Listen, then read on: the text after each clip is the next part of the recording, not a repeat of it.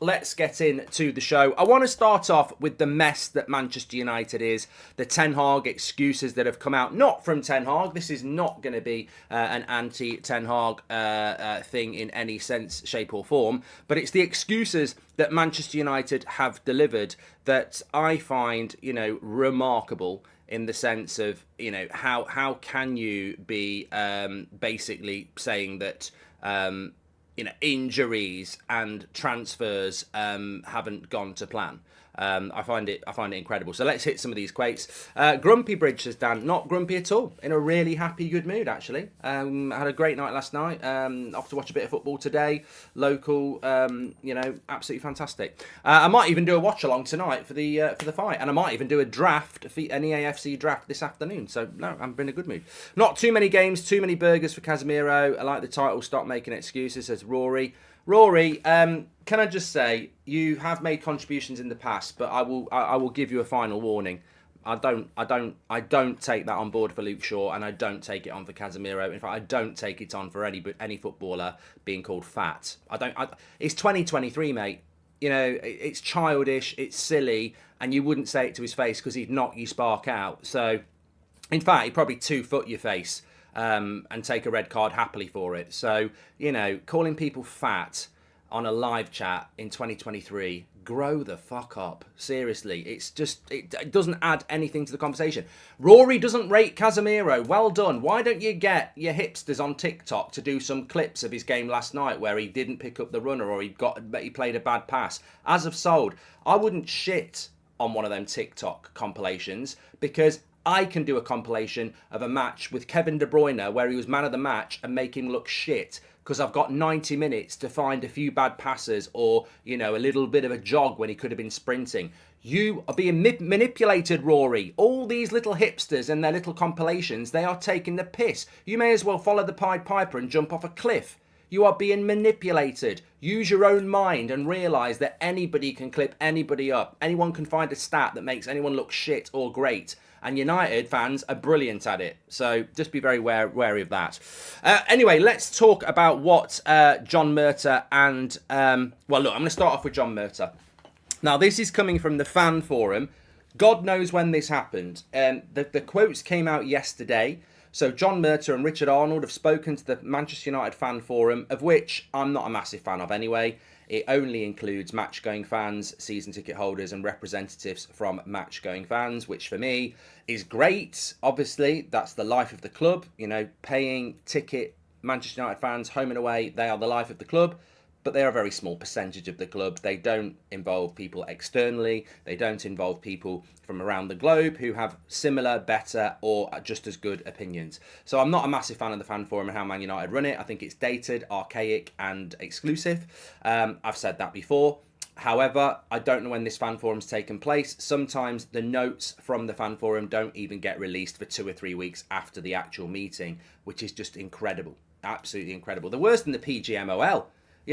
But anyway, this is what John Murtagh had to say. The mixed results achieved so far can partly be explained by the fact that 16 first-team players have been injured or unavailable for periods since the start of the season.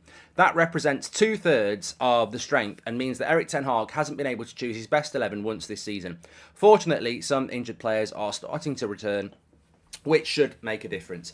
It's 2023. John Murtagh, go out for a drink with Rory because your explanations of things are absolutely incredibly bad.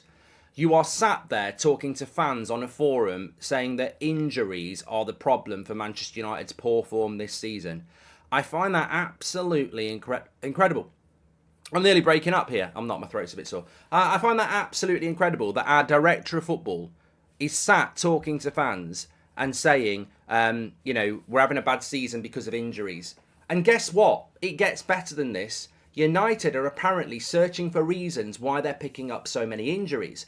They think it might be due to the volume of games last season and the World Cup. That's Manchester United. That's the club we look to as fans, as mere mortals. We look up to and say, they will know what they're doing. And yet, in 2022, August, over a year ago, we sat on this channel and said, this season will burn out. We do not have a big enough squad to compete for on 4 fronts and a World Cup. That was August 2022.